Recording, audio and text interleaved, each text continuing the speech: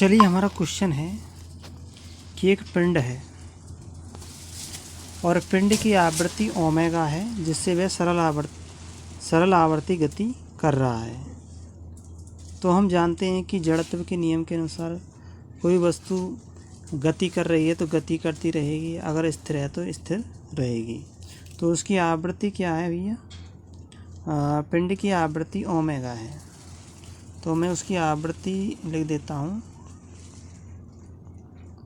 आवृत्ति ओमेगा।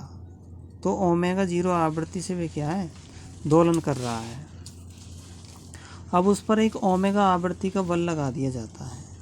तो बल लगाएंगे तो वो क्या है कि जो पिंड है, ये पिंड है, इस पिंड की जो गति है, पिंड की गति को या तो फिर वो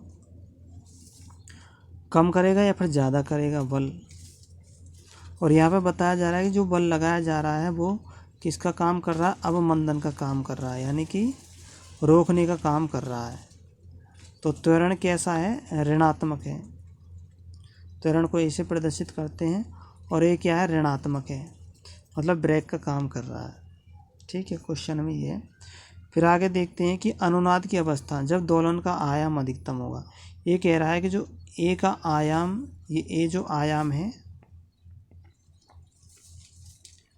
आयाम जो है इसको मैं आयाम लिख देता हूँ। आयाम क्या होना चाहिए? मैक्सिमम होना चाहिए, मैक्स। तो अधिकतम आयाम कब बनेगा? तो अधिकतम आयाम तब बनेगा, तो अधिकतम आयाम कब बनेगा? तो इन कथनों पर विचार करना है।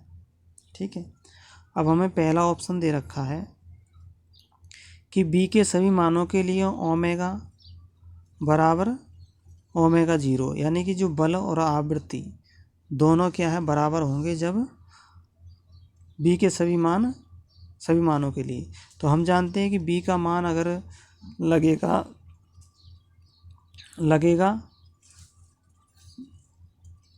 तो ओमेगा और आवृत्ति के मान क्या होंगे? बराबर कभी नहीं होंगे,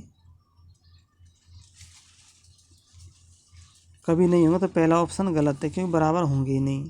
फिर दूसरे ऑप्शन में बी के 0 मान के लिए ओमेगा बराबर ओमेगा 0 होगा, तो दूसरा ऑप्शन सही है।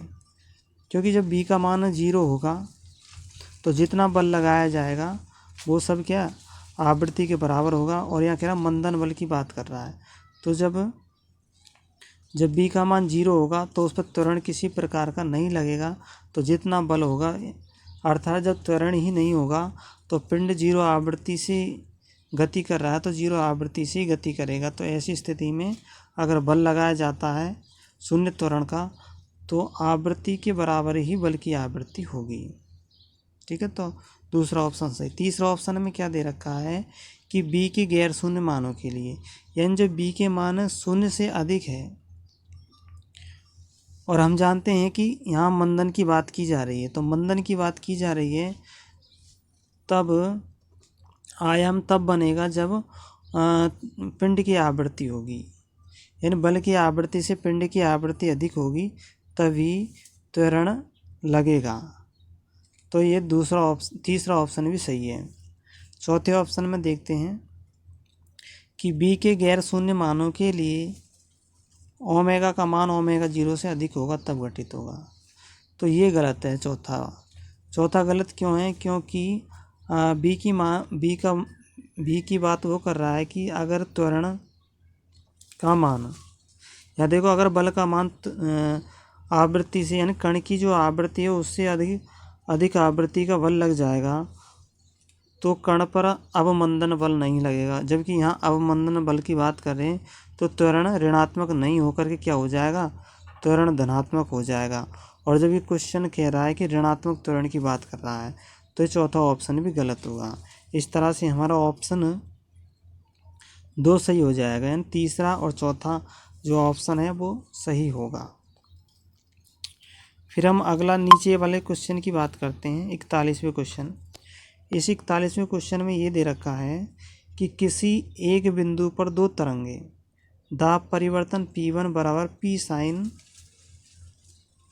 2 पाई बी टी, यानी आवृत्ति है वी टी, और P2 बराबर P sin 2 पाई, ओमेगा की जगह पे दे रखा है तो ओमेगा यहाँ पे ओमेगा ही होता है, तो पाई का मान दे रखा है आवृत्ति T माइनस फाई।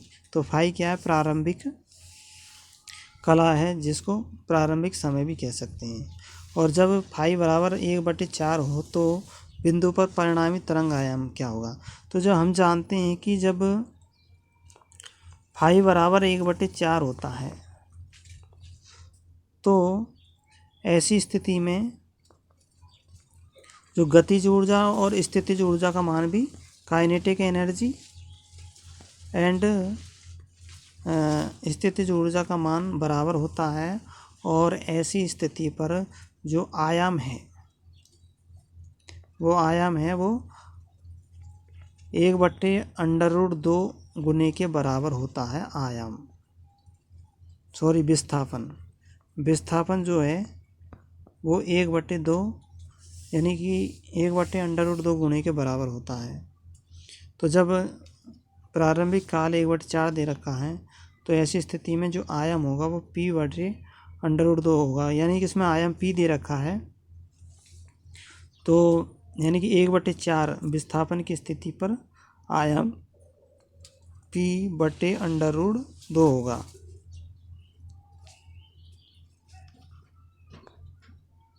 तो यहाँ क्वेश्चन में हमें आंसर दे रखा है P/√2। तो P/√2 इसलिए दे रखा है क्योंकि यहाँ इस बिंदु पर परिणामी तरंग आयाम है, तो परिणामी तरंग आयाम होने की वजह से P/√2 होगा। और वैसे 1/4 जब कालांतर होता है तब आयाम P/√2 होता है।